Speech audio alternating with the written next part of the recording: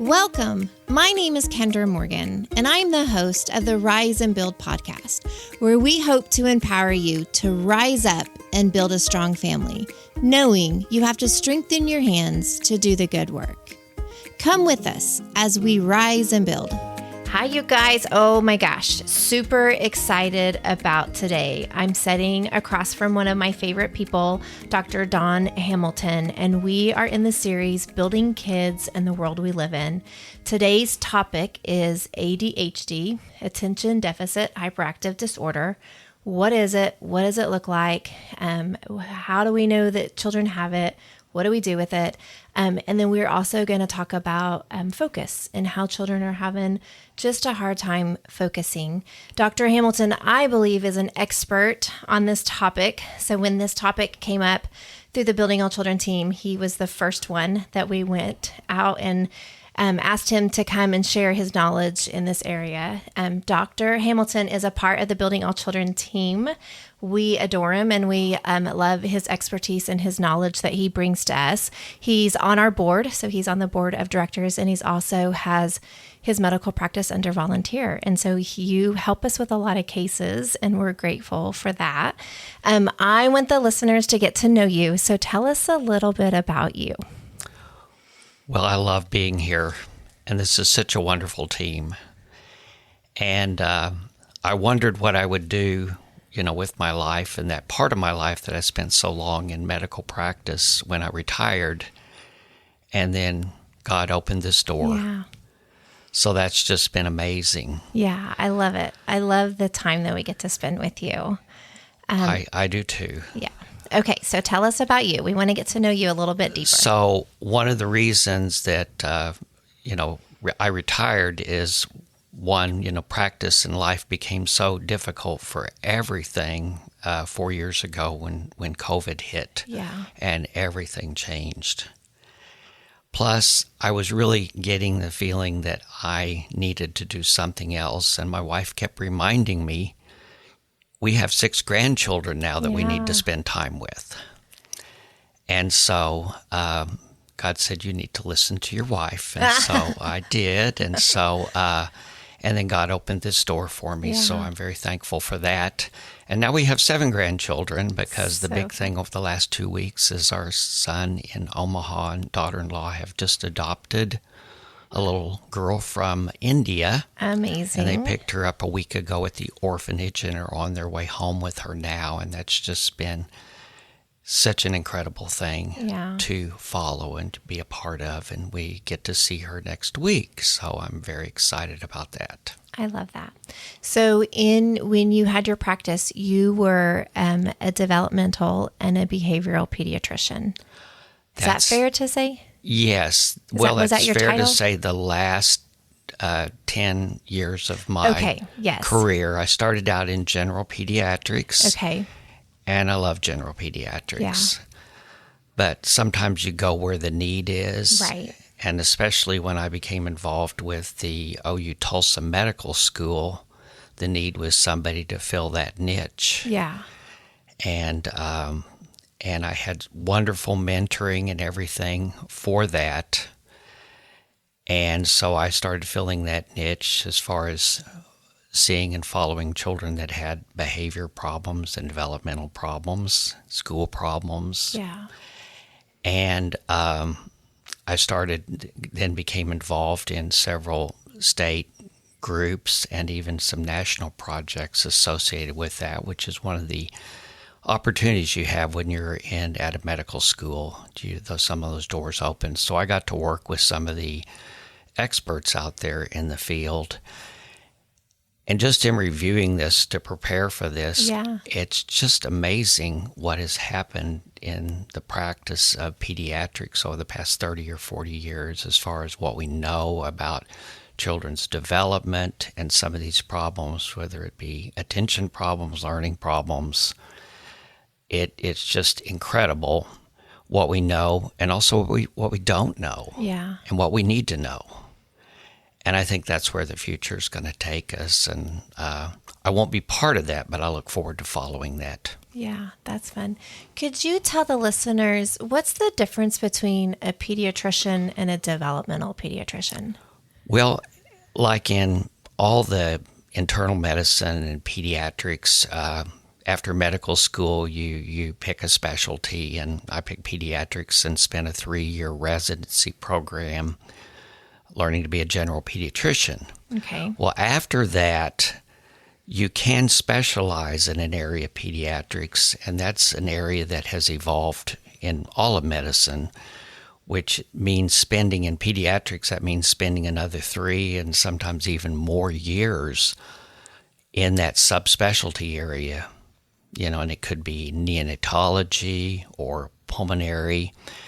And developmental behavioral pediatrics is relatively new. It's just been offered as a subspecialty for a little over 10 years. Okay. I kind of missed the window of time to grandfather in to that subspecialty, and now it takes that 3-year fellowship, which I did, started 10 years ago. Yeah. Just because I felt like that was going to be important for my job and my career here in Tulsa. So. Okay. Thank you for that. Because we have parents ask us that question all the time, just because they'll be referred to a developmental pediatrician, but they're hard to find. And they always ask us what the difference is. So I wanted our viewers or listeners to hear that. So. Well, most specialists like that, whether it be a pediatric, pulmonologist or developmental behavioral pediatrician, are probably going to work through a medical school and be in a medical center. Okay. There are lots of pediatricians and even family practice doctors that have experience in taking care of kids with behavior issues and ADHD. I did that as a general pediatrician. Okay. And so the responsibilities, I guess, the credentials are a little different. Yeah. Okay. But it's not that you can't get that care from other individuals too. Sure. That's good. That's good. Okay, so let's dive into this topic, ADHD. First, do you mind telling us, you have a lot of knowledge in this area, so tell us about why you're passionate about this topic, and kind of your background with ADHD. Well, I did not learn a lot about children's behavior issues and things in my residency program. Okay. Especially at that time, 40 years ago, residency programs are really focused on taking care of children in the hospital. And about a third of my residency was spent in the neonatal intensive care unit and in the hospital. And so I really felt very comfortable in the hospital environment and taking care of sick children. And the clinic was kind of a new experience for me when I got out of my residency and started into pediatric practice. So luckily, I worked with a lot of wonderful people that kind of taught me things about that. But it took me several years to be comfortable in the clinic as I was in the hospital. But I guess my first really experience thinking back about seeing and working with a child with ADHD was while I was in the clinic very early in practice here in Tulsa. And it's in the mid-1980s. And I was the new person in the group, so, all the people that they needed to work in that day, I got to see. And suddenly on my schedule, I had a little boy, a 6-year-old boy who fell at school and had a laceration on his chin. Okay. And needed stitches in his chin. And so he came in, and I went in the room, and I couldn't even keep him on the table. Okay. He was all over the place. And his mom apologized to me. She said, "I'm sorry, I just picked him up from school, and he was supposed to have his medicine at 1 o'clock. Yeah. And he didn't get it, and I just realized it on the way here." I said, "Well, there's no way I'm going to get him still long enough to take care of that laceration on his chin." And she said, "Can you give us 30 minutes? And if you can give us 30 minutes, I'll give him his medicine now. He takes Ritalin, and in 30 minutes, he'll be a different kid." I said, "Okay, I can do that." Yeah. In 30 minutes, he was a different kid. He could lay still. He could listen to me and explain to him what we were going to do. And we got through it. Yeah. And I thought, wow, most of the things I deal with don't happen this quickly? Yeah. Now, it's not always that easy. Sure. He was obviously a child who had been, well evaluated, and he was followed by a developmental behavioral pediatrician we had in Tulsa at that time. So I learned a lot through this little boy and his family because they continued to see me, and I didn't take care of that initially, but I learned a lot about it from that. And so I thought, hey, this is interesting. I think I might be able to do this. And so I started learning about it from my other colleagues in the practice who did that. Yeah. And started just slowly becoming involved in that. But it is complicated because it is a very careful, process that you have to go through to really determine attention problems or hyperactivity are just a symptom. Yeah. Just like a child with fever. And then you got to investigate further of what is causing that symptom. Yeah. And so, but pediatricians do this, Yeah. and again, other physicians do too. And we have tools also that help us. There are some good questionnaires and rating scales and things, because an important thing is not only the symptoms, it's how often do they occur, when do they occur, and do they occur in numerous environments? Yeah. Because all of us are inattentive at times. Sure. And, there are people that have more energy than others and Yeah. are restless and don't like sitting still for 30 minutes. But children that have these problems, it's usually to the extreme that even when they want to, they can't. Right. Yeah. And so that's the process you have to look at. Is there something else driving that behavior? Yeah. Is this also an anxious child? Yeah. And, if you're placed in a school environment and you have a vision problem or a hearing problem, you're not going to engage real well. Right. So that's kind of what a pediatrician has to carefully do. And I say pediatrician because I think ideally they're the individual to start with, Yes, because I especially agree. if they followed a child through childhood, Right. they may have seen the signs of this. The other thing is we know that genetics is a huge component Yeah. to many of these problems. Okay. So I love that you brought that up, Yes. because that was one of my questions. Is it hereditary? Yes, Okay. but not all the time. Because I have moms come But to me not and all say, the they're time, just yeah. like their dad. No, I'm just kidding. Well, no, I and really that's do. important But yeah. to listen to. Yeah. And I would have the same thing. I would sometimes be seeing a child, and I would have a dad or a mom kind of shaking their head going, wow, that explains my whole childhood. And no one ever told me or did Yeah. anything. Yeah. So sometimes it goes the reverse that way Yeah. too. Interesting. But the difficult thing about that is what was the experience of the parent Right. who had that, because sometimes they did not have really good Yeah. experiences We get that a lot. 30, 40 years ago. Yes. So they are reluctant to go down that path if Yeah. they Yeah, we have parents all the time say, nope, I'm not putting him on medication. They tried that with me. It was terrible. And I always have to explain that it's different now than it was 30 years ago, or 20 years ago. So, but let's back up a little bit, because you Okay. talked about tools and how there are some great tools. And there are multiple different tools that people can use. But what about the Vanderbilt? I know that you have some knowledge in that tool. You kind of helped with that. Can you give us a little history with the Vanderbilt? What is Sure. it? What is it used for? Tell us about it.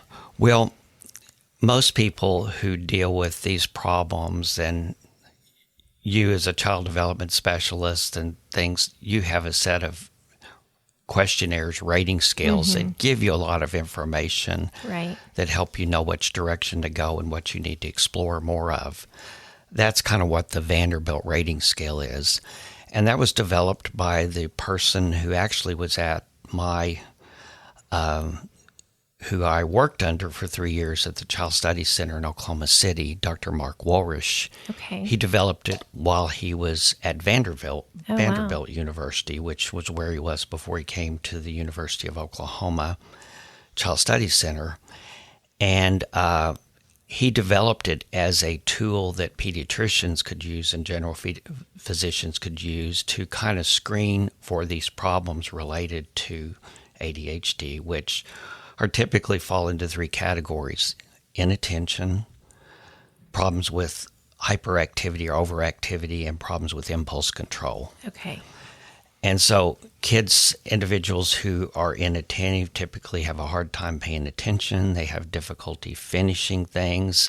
It's difficult to get them engaged in tasks that, they know are going to be hard. Mm-hmm. I mean, if you know something's going to be hard, sometimes you look for ways to avoid it. Right. It's hard for them to listen. They get distracted. The other kids are paying attention to the teacher and they're looking at the guy outside the window mowing the lawn. Mm-hmm. They're forgetful. Some of the people that write a lot about ADHD, and I think this may be a quote from Russell Barkley, is that time is their enemy. Mm-hmm. They just lose track of time. If they got 20 minutes to finish something, they spend 15 minutes just looking at something or Yes. fidgeting around and run out of time. So they have a hard time planning projects that are multiple steps. A book report in 2 weeks is forever to them. Right. You have to set steps for them and help them get to that finished book report in 2 weeks, or otherwise you find out the night before. Right. It's not done and we don't even have a book yet. Right. So then hyperactivity, restless, difficult sitting still. And, all of this hits when children finally get to a point, which we're even seeing now in the preschool years, where they have to be in a group setting. Yes. And they have to sit at a desk or in circle time or something like that. And you have the majority of the kids who are sitting there listening to the story or the activity, and this child fidgeting around or up and down and, poking on the child next to them or running around the room. It really stands out for a teacher. Yeah. So teachers are sometimes the first ones to say, hey, I think we got a problem here. Yeah. And the rating scales are that Dr. Walrish developed are good ways of just systematically going through those signs and symptoms of ADHD, and also screens for other things. Is your child anxious about things? Is your child, and gives you some of those things, because those can make an individual more attentive too. If you're constantly anxious about something, it's hard to pay attention. Sure. And one thing we like about the Vanderbilt is it's done typically through your pediatrician. So we have a list of all the Tulsa pediatricians that offer the Vanderbilt. And if they're on our list, then we send the families back to their pediatrician. And we like it because the family fills out a packet, the pediatrician fills out the packet, and then typically the teacher fills out the packet. And when you get all 3 of those scores, it just really shows a good picture of that child. So I love that when that gets done. We usually learn a lot about the child and kind of know the next step to take for the families. There are other rating scales out there, and Keith Connors, I think, was maybe one of the first ones to develop rating scales, and others, but they became commercialized pretty quickly and used as research tools. And so they're expensive. Right. And some of those cost $1 or $2 per rating scale, which really adds up the expense of having your child evaluated. So Dr. Walsh, he wanted his to be available on the internet and free, that people could use it and use it as an effective tool. Okay. And so that's how that came about. And he has a specific one for parents, teachers, and then also a follow-up scale. Because then it's important to that's a good way to monitor, is what we're doing working? Yeah. No, we like it too. I feel like it's not just making a guess and trying to move forward. It's giving some really standardized information to kind of know the next step. Can you take some time and talk to us about medication? Building All Children, we assess children, but we do not diagnose. We don't have the qualifications to recommend medication. We have seen some children end up getting on medication, and we've seen some big results.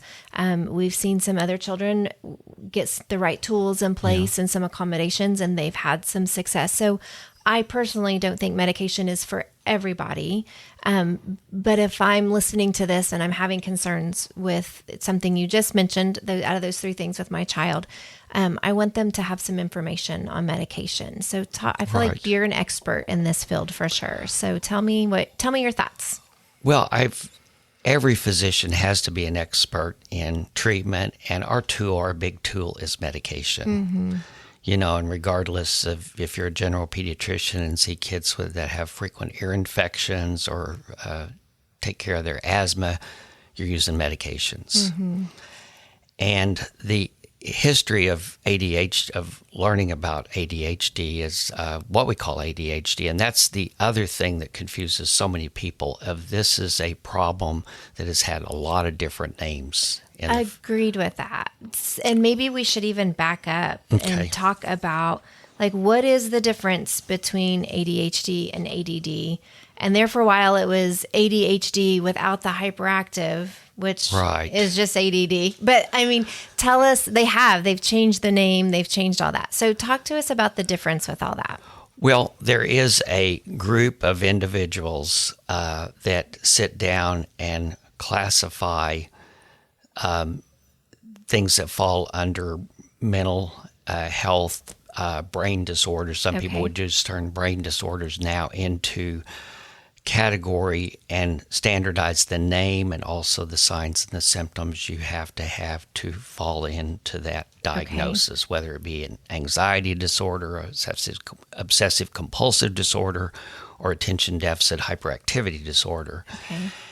And just briefly, the history about ADHD actually goes back to the 1700s. There was a German physician who has medical descriptions that just perfectly describe this problem of cases that he would follow in his practice. And there was even a series of children's books titled, in which the character was Fidgety Freddy. And then also a Scottish physician about that time that also had writings about seeing this in his practice, and especially in children. So then we fast forward to the early 1900s, the kind of said to be father of pediatrics in Great Britain. He also started talking about this, and it's interesting, the name he uses for it is moral disruption with regular activity, or with normal intelligence disorder, and perfectly describes the signs and kind of the symptoms. And so that kind of started people recognizing this more. In the 1930s, a physician here in the United States noticed that he took care of children at a children's home, primarily boys, and noticed that there were these kids who had lots of disruptive behaviors that everybody was always complaining about. Well, a new medication had just come out. It was a stimulant medicine called Benzedrine, and they were starting to use it in adults and things for headaches. So a couple of boys were having problems with headaches, and he treated them with it and noticed a big improvement in their behavior and also their performance at school. So that kind of started the medication side of it. Then Ritalin came out, so we didn't have really very much in the way of stimulants or things then. The 1950s were the big explosion in psychiatry, starting to use medication for attention, mood problems, and things. Ritalin came out in the 60s and started being used and at that time it was called hyperkinetic disorder of childhood. The name continued to change. Wow.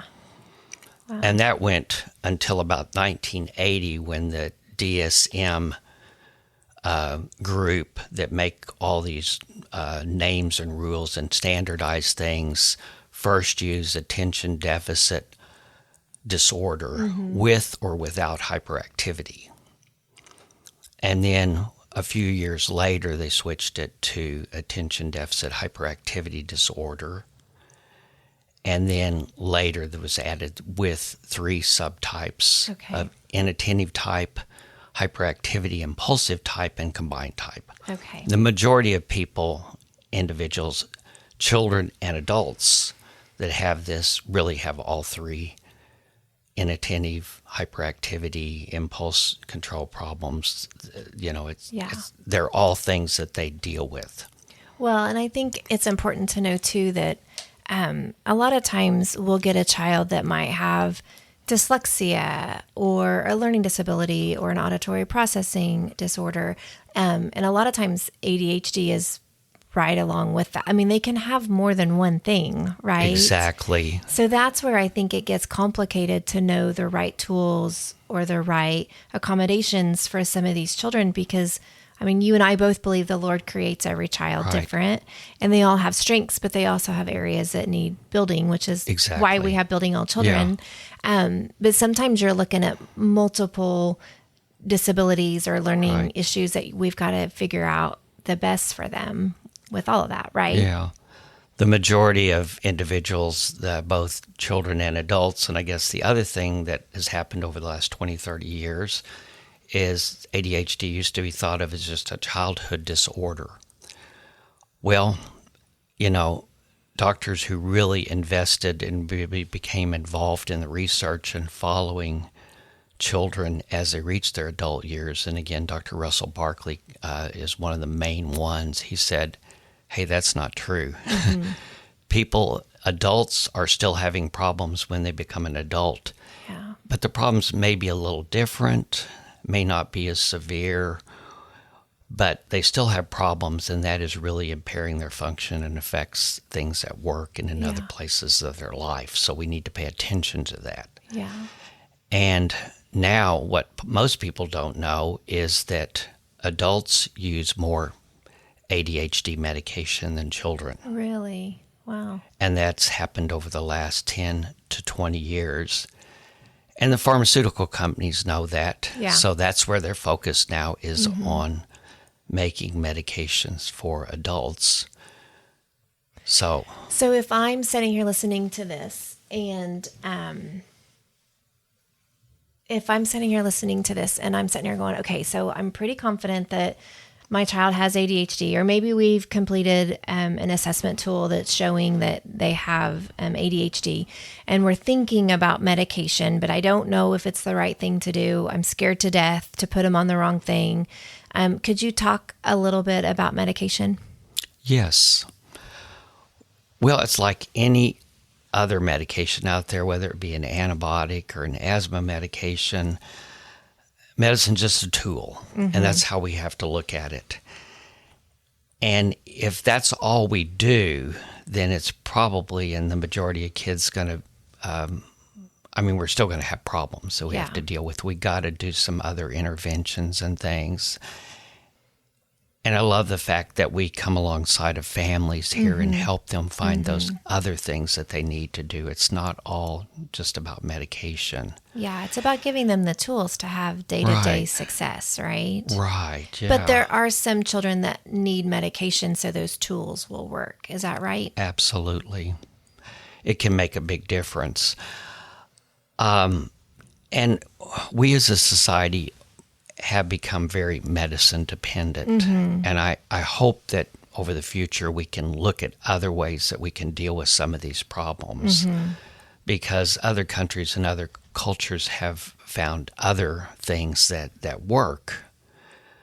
But and that's a whole nother discussion. And we get into some of that here, and sometimes a child being in the right environment and having the other things in their life that are working well can make a huge difference. Yeah. But school is very important. But you got to have other things too that you can be successful in. Yeah, I love that. And so that's really important to explore. And that's why any kind of chronic disorder takes time to deal with and manage. And I think that's where medical professionals, we get very pushed in everything nowadays. And I had to watch that, and that's one of the reasons why I started devoting more and more time to this in my practice, and then became what I did, not only with ADHD, but with autism and other developmental problems, neurodevelopmental problems that children have. It takes time to sort all this thing out and to figure out what's going to work. It's not a 10 or 15-minute visit. And that's where a lot of doctors really are at a disadvantage. Yeah. It kind of depends on who you work with and your practice setup and things like that. But if you're scheduled to see 4 to 6 individuals an hour, then it's hard to deal with all the issues of this. And like here, we spend, hour or more, and sometimes that goes on to numerous visits. Yeah. Now, doctors can do that, but sometimes it's over several visits or has to be carefully scheduled to have the time to So do what that. I hear you saying is the families need to be patient because it's a process. It's a process. But they need to go back to their family doctor or their pediatrician to discuss medication because they have to oversee it or manage it. Yeah, and know whether that's something that their pediatrician can and will do. Okay. And if not, then they, may need to find another physician who's set up to do that. And here in Tulsa, we have specific physicians that oversee medication. I mean, that's all they do. We do, and there are a lot of pediatricians that do too. Okay. When I was doing general pediatrics, it was so much easier because I already knew the family, and I knew. So, and a lot of times you see this coming at 4 or 5 years of age, but you say, okay, this is not, because the big issue is how impairing is this problem to the child and to the family and to school. Okay. So this is a huge topic. And so we are going to wrap this one up, but we're going to have a second session because we need to talk about accommodations. What type of accommodations do children need in school? What do we do when their focus ability starts to affect their learning? What's the difference between a 504 and an IEP? So there's a lot that we still need to cover that I want our listeners to have the opportunity to learn from you. But as of today, I think you have done a beautiful job just helping us understand what ADHD is, what type of tools can assess that, where do you go to get help, and then the medication piece is huge because we get asked that all the time. But I want our listeners to know that there's more to come because we've got to talk about some specific tools besides medication, what accommodations look like, and how do we help children have day-to-day success. So before we end today, Dr. Hamilton, do you have a scripture that you would like to share with us? I do. There are so many that I think apply, but I think that Psalm 139, verse 14, I praise you, for I am fearfully and wonderfully made. Wonderful are your works. My soul knows it very well. And just, it's really incredible, all the things that God does, but the human body, just to think that 2 cells at conception can become an individual, and a brain that has billions of neurons that develops over time to be able to do all the things that we can do. Yeah. And I heard a neurologist say one time, when you think of all that has to happen in the brain for us to function and do what we need to do, we're all a miracle. Yeah. And we're all different, and we're all wired differently. And I think we have to remember that. Yeah, I love that. We have to learn how to use the gifts and things that God has given us. Yes, I love it. That's perfectly said because everyone's made different. And if you're listening to this and you're sitting there so worried, I think we worry about our children because we want the best for them. And we just have to remember that they're fearfully and wonderfully made and that the Lord created them in his image and perfect in his image. And so the help and the tools are out there. And I'm so grateful for people like you. So we will come back. But for today, thank you for your time. I could sit and listen to you share your wisdom and knowledge all day long. I'm a huge Dr. Hamilton fan. Well, thank you. I guess 30, 40 years of doing this, it just kind of accumulates. Well, we do huddles where we meet with each one of our cases, and you're a part of our huddle team, and we get to really have you involved, and we're beyond grateful because you always take it to the next level so that we can really help our families. So we are grateful for your knowledge. Can't wait to dive into this even more. But for today, thank you, Dr. Hamilton. Thank you. Let us close with a word of prayer. Dear Lord Jesus, thank you for these children in our lives. Thank you for all the resources you have placed in our life to help us rise up and build. It's in Jesus' name we pray. Amen. Thank you for listening to the Rise and Build podcast, brought to you by Building All Children, a child development program in Tulsa, Oklahoma. To learn more about Building All Children or the Rise and Build podcast, please visit buildingallchildren.org. This podcast is crowdfunded. We appreciate our sponsors and the donations given by our listeners. Come with us as we rise and build.